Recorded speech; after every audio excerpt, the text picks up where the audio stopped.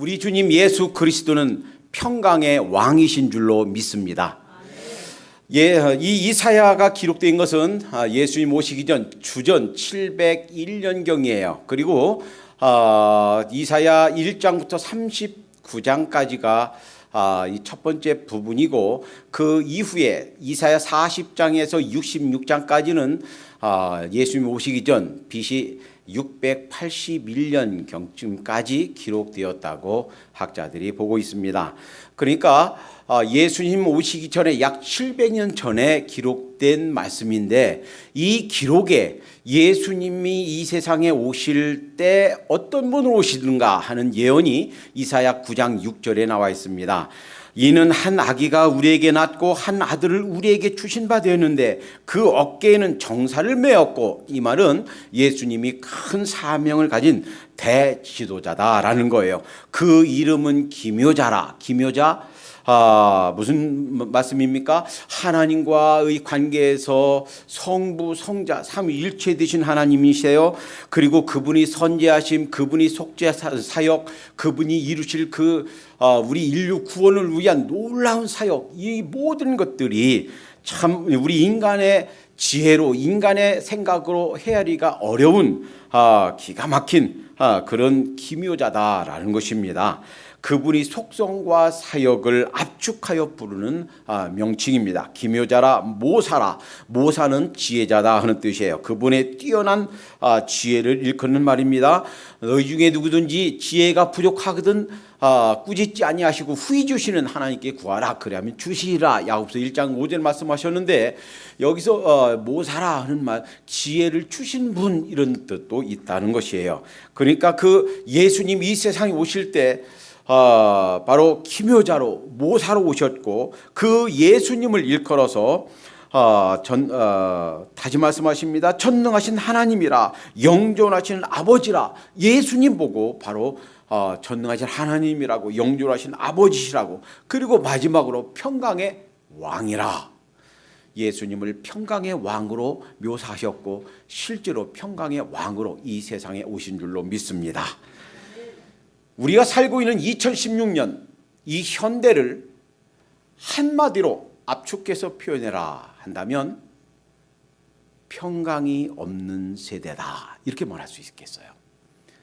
어디 가도, 어느 나라도, 어느 민족에도, 어느 가정에도, 그리고 어느 개인에게도 평강을 찾아보기가 힘든 세대에 우리는 살고 있습니다.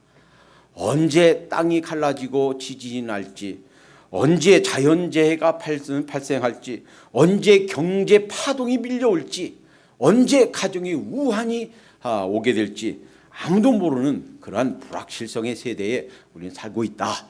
참으로 평강을 찾아보기 어려운 세대에 살고 있다라는 것입니다. 과연 이 평강이 어떠한 가치가 있는가? 평강의 가치에 대해서 잠언 15장 16절에 이렇게 말씀하십니다. 가산이 적어도 여호와를 경외하는 것이 크게 부하고 번뇌하는 것보다 나으니라. 비록 경제적으로 넉넉하지는 못해도 신앙생활을 제대로 하고 하나님을 잘 섬겨서 평강을 누린다면, 재물이 많으면서 재산이 넉넉하면서 늘 근심과 걱정 가운데 사는 것보다 훨씬 낫다 하는 거예요. 그러니까 평강의 가치는 재물보다 낫다는 거예요. 잠언 17장 22절에는 마음의 즐거움은 양약이라도 심령의 근심은 뼈로 마르게 하느니라. 그러니까 마음이 기쁘면 우리 몸의 육체에 이 좋은 약과 같아요. 그런데 근심하고 염려 가운데 있고 그냥 늘 그 마음이 걱정 가운데 있으면 뼈로 마르게 한다. 한번 생각해 보세요. 이 뼈가 마르는데 온몸이 건강할 리가 있겠습니까? 그러니까 이 평강, 마음의 기쁨, 즐거움, 이것은 어떠한 건강보다도, 어떠한 약보다도 낫다라는 것입니다. 잠언 21장 9절에는 이런 말씀이 있어요. 다투는 여인과 함께 큰 집에 사는 것보다 움막에서 혼자 사는 것이 나으니라. 하루가 멀다 하고 부부싸움하고 처음에는 토끼같이 예쁜 아내가 그냥 사자처럼 긁어댄다면, 으르렁댄다면 어떻게 거기서 살겠습니까? 그러나 우리 뉴피플 교회에는 그런 우리 여자 성도님들이 한 분도 안 계시는데, 동영상 보고 설교 듣는 저 한국에 계신 분 중에서 그럴 분이 계실지 모르겠어요. 잘 들으세요. 혹시 화가 나도 신경질이 나도 조금 셀프 컨트롤 하시고 신경질을 좀 덜 내시기 바랍니다. 잘못하면 운막으로 가면 어떡하겠어요.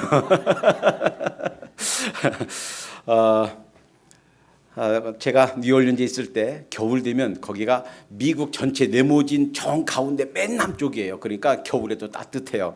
비가 한번 부슬부슬 오면은 겨울 1월 달에도 2월 달이 엥 하고 모기가 다 돌아다녀요. 따뜻하니까 집이 없으신 분들, 홈리스 분들이 저 뉴욕에 시카고에 있던 분들이 겨울에는 거기로 내려와요. 그래서 그 뉴올리언즈에서 목회할 때 홈리스 사역을 했습니다. 근데 제가 가끔 이상하게 생각한 적이 있어요. 저보다 더 잘생겼어요. 머리도 노랑머리에 파란 눈에 얼마나 잘생겼는지. 수염만 깎고 거기다 양복만 입혀놓으면 완전히 신사인데 영어도 나보다 더 잘하지. 시민권도 있지. 그런 분들이 쓰레기통 뒤져서 먹고 산단 말이에요. 그래서 쓰레기통 뒤져 먹을 거 없으면 굶고. 왜 저럴까? 능력도 있고 신분도 되고 영어도 잘 되고 저런 분들이.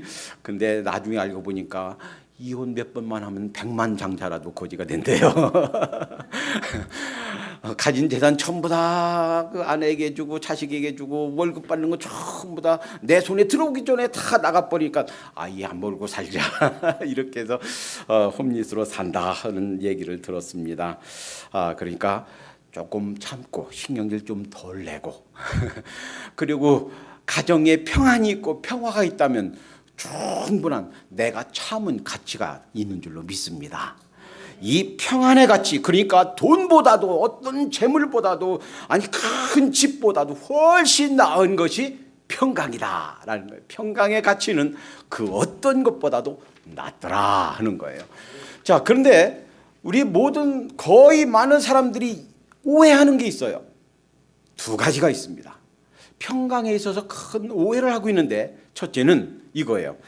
예수님을 믿으면 평강을 주시겠다고 그랬으니까 우리가 당하는 곤란한 문제, 질병, 인생에서 실패하는 것, 사별하는 것, 사고당하는 것, 역경을 만나는 것, 또 무슨 시험에 낙방하는 것, 또 진급하지 못하는 것, 갖가지 모든 어려운 문제가 하나도 없게 해주시겠다, 그런 뜻인가요? 아니에요. 그렇게 생각하고 있습니다.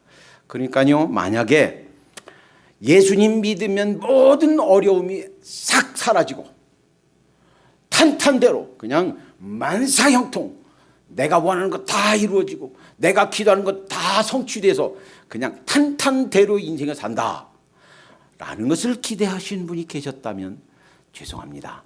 꿈 깨시기 바랍니다. 혹시 그렇게 가르친다면 성경의 진리를 제대로 가르치는 것이 아니고 바른 길을 오도하는 거예요. 예수님 믿어도 복을 받아도 충성과 봉사를 열심으로 해도 역경이 올 수가 있고 문제가 올 수가 있고 질병이 올 수가 있고 사고를 당할 수가 있고 우리 자녀가 어려움을 만날 수도 있다라는 거예요. 그래서 예수님께서 요한복음 16장 33절 이렇게 말씀하셨습니다. 이것을 너에게 이름은 너희로 내 안에서 평안을 누리게 하려 함이라. 세상에서는 너희가 환난을 당하나. 세상 살면서 예수님 믿는다고 해서 모든 어려움이 싹 사라지는가? 그것이 아니다라는 거예요. 세상에서는 환난을 당하나 그러나 담대하라. 내가 세상을 이겼노라. 예수님께서 환난을 우리도 당한다. 믿는 자도 구원받은 자도 열심으로 주님을 섬기는 자도 신앙이 더 좋은 자도 덜 좋은 자도 똑같이 환난을 당하게 돼 있다라는 거예요. 오히려 예수님 믿는다는 것 때문에 안 믿는 직장 상사, 안 믿는 비즈니스 오너 이런 분들, 안 믿는 동료, 안 믿는 부하 직원 이런 분들 때문에 더 쓸데없이 미움사고 고난당하고 박해당하고 할 수도 있다라는 거예요. 악인과 선인에게 똑같이 비를 내려주신 하나님, 악인에게도 선인에게 똑같이 햇빛을 비춰주신 하나님께서는 믿는 자라고 어려움을 피해가게 하지 않으시고, 우리 믿는 자라 할지라도 똑같이 때로는 질병도 당하고 가정의 우환도 있고 똑같이 사업이 실패할 수도 있고 이런 어려움을 당할 수도 있다라는 것을 이해해야 되겠고, 또 하나, 우리는 흔히 이런 오해를 합니다. 내가 부족한 무엇인가, 그것을 성취가 되면 내가 아직 바라고 소원하는 것이 이루어지지 않았는데 그것이 이루어지면 마치 평강이 저절로 오토매틱하니 자동적으로 내게 주어질 것처럼 생각하는데 그것은 착각이다라는 거예요. 돈이 없는 사람은 내가 이만큼 돈을 가지면 평강할 것이다 라고 착각하지만, 그러나 그만큼의 돈이 주어져도 평강이 안 올 수도 있습니다. 건강이 문제인 분들, 질병이 있는 분들은 내가 이것만 고쳐지면, 내가 이 병만 나았으면 평강이 올 것이다 라고 생각하지만, 그러나 그 병이 나도, 그 문제가, 그 육체적 질병이 해결되어도 우리에겐 평강이 안 올 수가 있다는 거예요. 자식 문제로 근심하는 사람들은 우리 자식이 문제만 해결하면, 이 자식이 속만 안 썩이면 평강이 올 것이다 라고 생각할 수 있지만, 그러나 그건 착각이고 자식이 속을 안 썩여도 평강은 오지 않을 수가 있다는 거예요. 진급을 앞두고 있는 사람들은 내가 요것만 올라가면, 이 진급만 하면, 별 하나만 타르면 내가 평강할 것 같은데 별 달아도 평강이 안 올 수도 있다라는 거예요. 왜 그런가? 이 평강은 우리 인간의 노력으로 만들어질 수 있는 것, 내가 애쓰고 힘써서 성취할 수 있는 것이 아니다라는 거예요. 왜 우리 인생에게 평강이 없는가? 그것은 바로 죄 때문입니다. 죄가 하나님께서 원래 우리가 누리도록 살면서 누리도록 허락하신 평강, 기쁨, 삶의 진정한 만족, 삶의 기쁨을 죄라는 것이 다 빼앗아갔다는 거예요. 죄 때문에 우리 인생이 이렇게 엉망이 되었고, 죄 때문에 우리 인생들이 캄캄한 그런 밤길을 걸게 되었고, 죄 때문에 평강이 사라졌다라는 겁니다.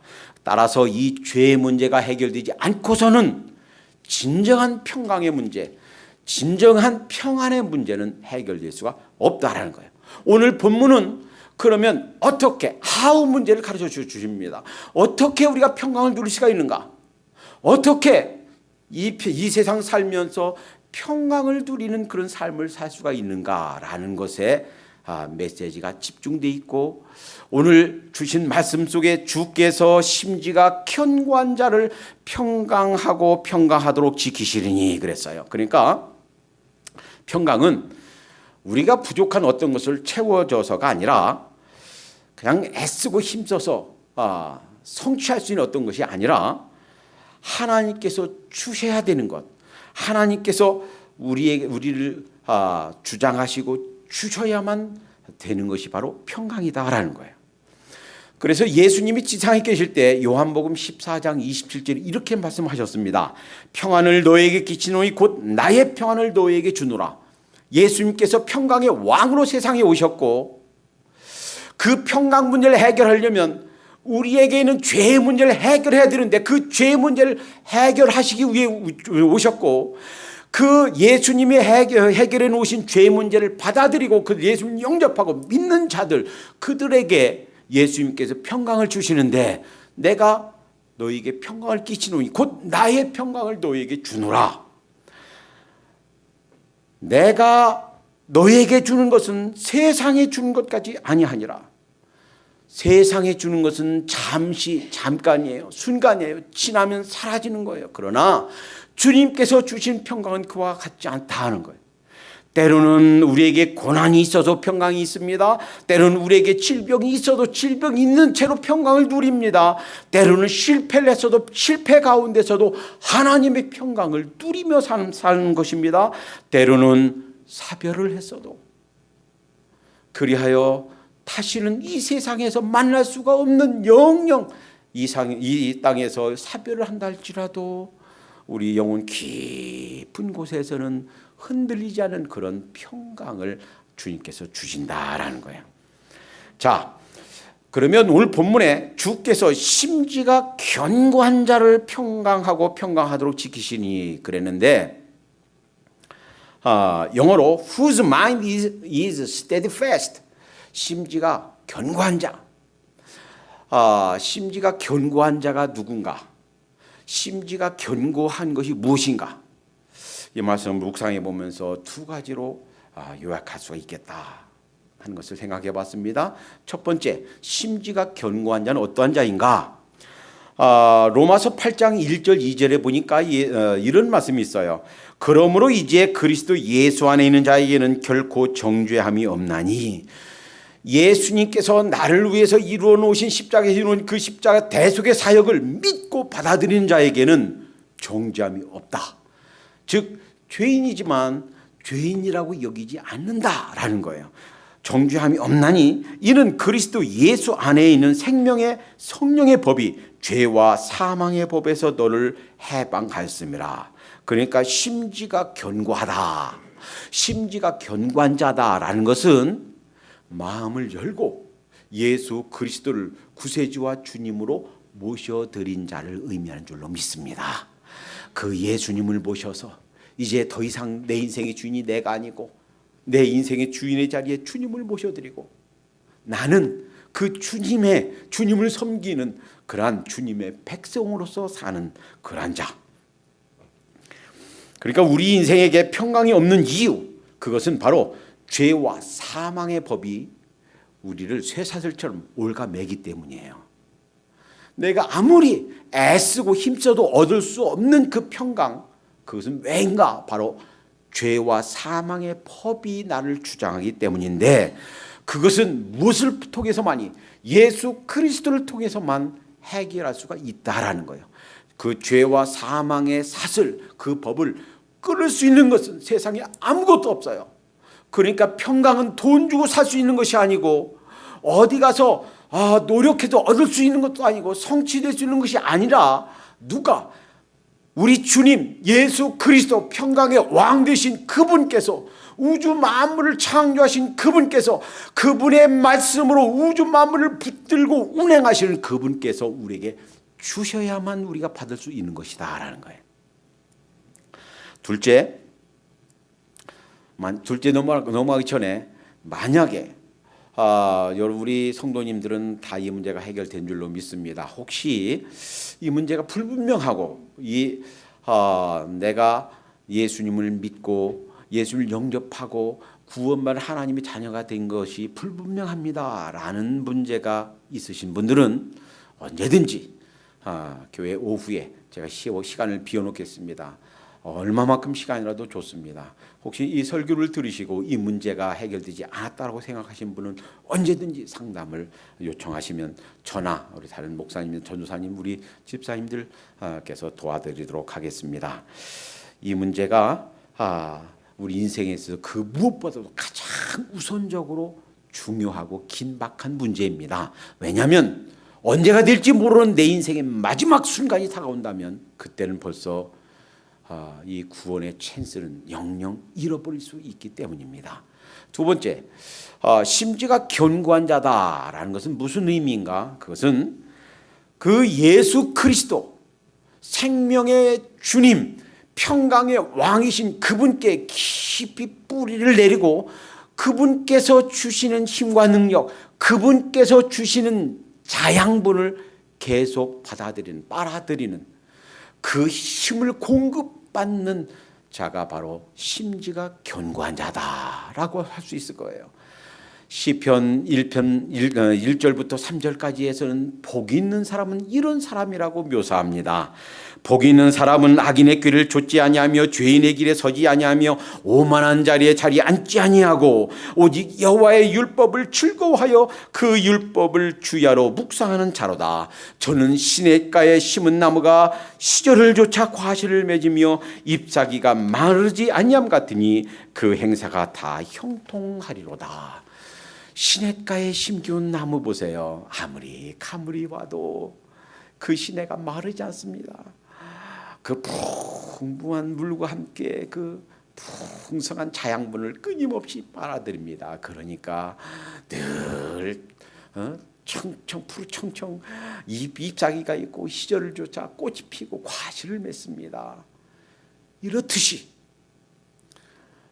죄는 그 모양이라도 벗어버리고 죄를 미워하고 마음이 교만하지 않고 밤마다 낮마다 틈나는 대로 하나님의 말씀을 읽고 묵상하고 암송하고 그 말씀을 주님께서 주신 레마의 말씀을 주위에서 듣고 그 말씀을 실천하는 자들, 그들이 바로 시냇가에 심은 나무요, 그들이 바로 심지가 견고한 자다라는 거예요.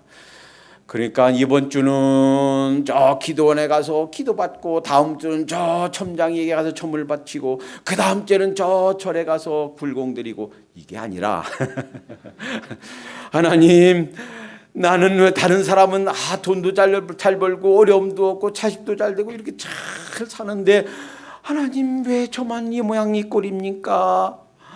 불평하고 원망하고 속상하고 하나님께 분노하고 하는 것이 아니라, 내게 주어진 그 어려운 현실도, 내게 주어진 그 눈물 나는 상황도 하나님 감사합니다. 하나님 이런 상황을 허락하신 것, 이런 여건을, 이런 어려움을 허락하신 것 그래도 감사합니다 라고 감사하고 하는 자에게 하나님께서 평강의 평강으로 지키시는 줄로 믿습니다. 사드락과 메삭과 아벳느고 보세요. 이들이 가진 신앙을 한마디로 표현하면 그럼에도 불구하고의 신앙이에요. 금 신상을 세워놓고 절하지 않으면 용광로, 풀무불 용광로 평소보다 7배를 뜨겁게 해서 그들을 집어넣으러 간 병사들은 다 죽었어요. 그런데 이들이 고백하기를, 여호와 하나님, 살아계신 우리 하나님께서 우리를 건지실 겁니다. 그러나 만약에 건지시지 아니할지라도, 그리 아니하실지라도, 비록 저 불타는 그 용광로 속에 들어가 내가 다 죽는다 할지라도 하나님을 섬기고 하나님을 배신하지 않는 것, 그것으로 행복하고 만족합니다. 그리 아니하실지라도 우상에게 절하지 않겠습니다. 하나님께서 어떻게 하셨나요?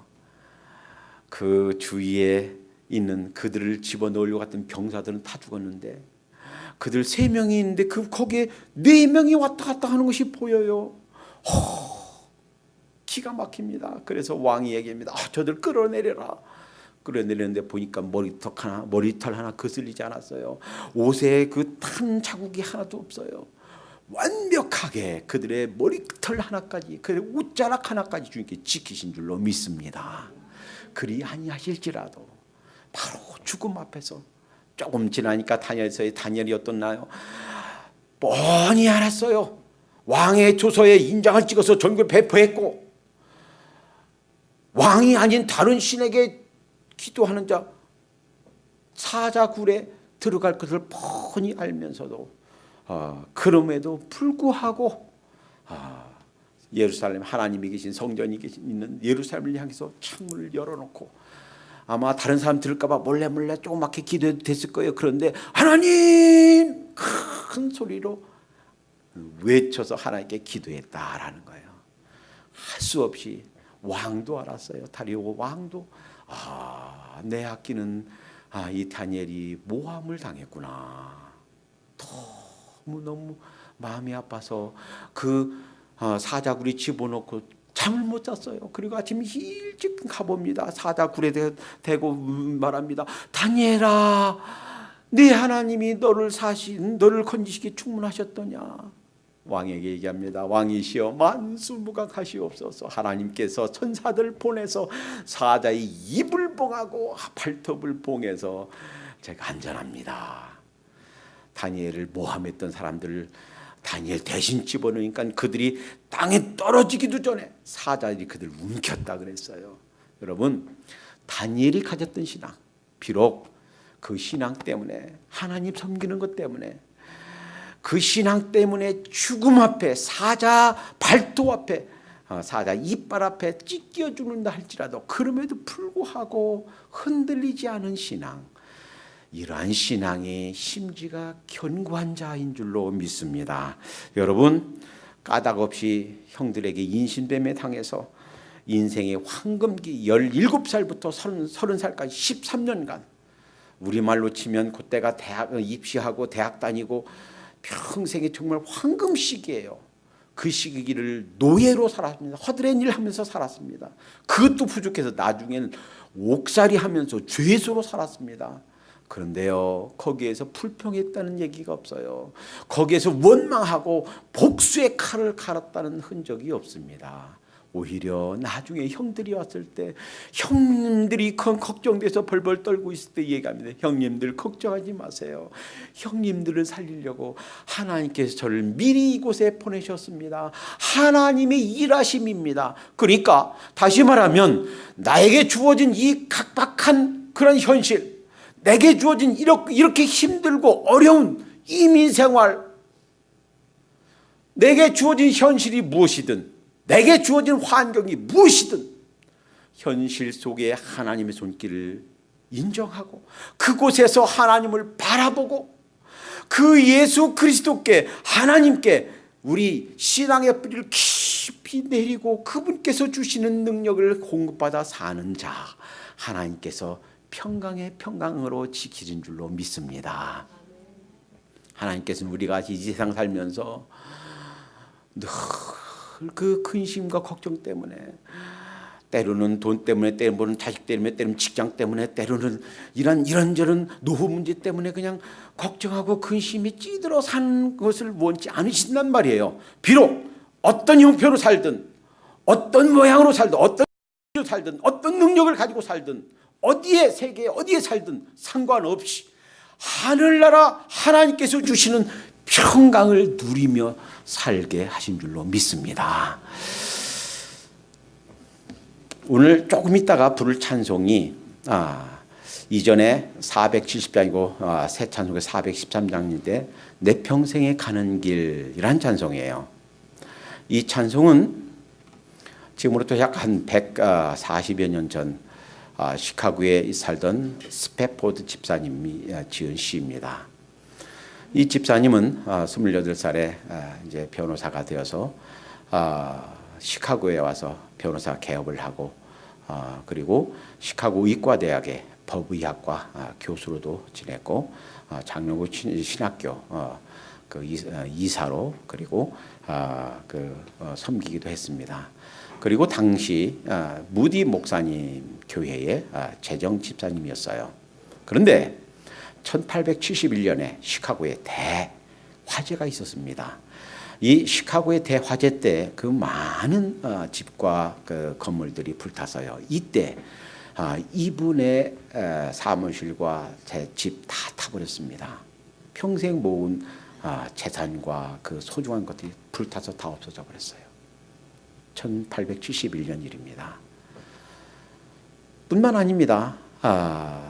아들이 병으로 시름시름 앓다가 아주 어린 나이에 세상을 떠났습니다. 그 부인이 병에 걸렸고 이런저런 고민과 걱정거리, 몽땅 재산 잃어버린 것, 아들이 죽은 것, 이런저런 걱정 때문에 신경쇠약이 걸렸어요.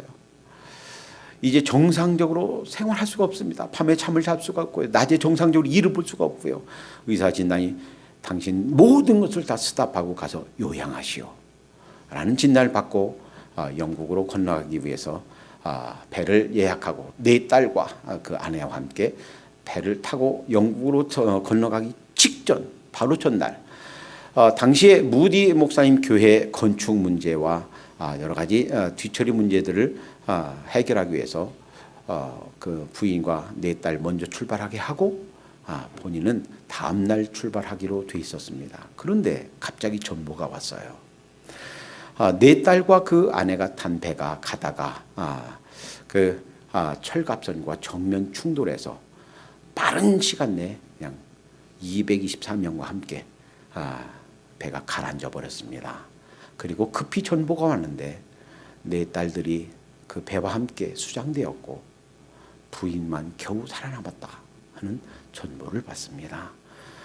다음날 이제 배를 타고 그 아내를 만나기 위해서 그 사고 났던 지점을 지나면서 하염없이 눈에 눈물이 흐릅니다. 말할 수 없는 슬픔과 고독감이 밀려옵니다. 그런데 눈에는 한없이 눈물이 흐르는데 설명할 수가 없는 그러한 평강이 그를 사로잡습니다. 펜을 꺼내서 적기 시작합니다. 그 끄적끄적거린 그 가사가 조금 있다 부를 찬송가 가사입니다. 1년 뒤에 돌아와서 그 친구 작곡가에게 얘기를 했더니 그 자리에서 즉시 그 가사에다가 곡을 붙인 곡이 바로 이 곡입니다. 여러분, 우리 주님께서는 우리가 주님을 믿으면 이 세상에서 당하는 역경을 당하지 않게 되리라 약속하지 않으셨어요. 똑같은 어려움을 당할 수 있습니다. 똑같이 실패할 수 있습니다. 똑같이 질병에 걸릴 수도 있습니다. 똑같이 가정이 깨질 수도 있어요. 똑같이 직장에서 쫓겨날 수도 있습니다. 그러나 우리가 어떤 일을 당하든 어떤 상황에 처하든 하나님의 평강이 우리를 지키신다는 이 약속이 살아있는 줄로 믿습니다. 우리 주님께서 우리에게 말씀하십니다. 나는 평강의 왕이다. 나의 평안을 너에게 주노라. 내가 세상을 이기었노라. 주님께서 우리에게 약속해 주셨고 주님께서 주시는 평강을 누려야만 되겠습니다. 오늘 주실 말씀과 다음 주에 주실 말씀의 차이가 이거예요. 오늘은 그 평강을 누리기 위해서 우리가 나가야 되는, 우리가 애써야 되는 부분이에요. 주님과 바른 관계, 예수님을 영접하고 바른 관계를 맺어야 평강이 올 수 있습니다. 그리고 끊임없이 그 주님께서 주시는 힘을 공급받기 위해서 말씀을 묵상하고 기도하고 말씀을 상고하고 주님께서 주시는 힘을 공급받아야 그 생명력 있는 그런 평강을 누리게 된다는 말씀입니다. 다음 주는 이제 그 평강에 대해서 하나님 편에서, 인간 편에서가 아니라 하나님 편에서 주시는 그러한 것들을 다음 주에 보게 될 것입니다. 기대하시라. 개봉박두.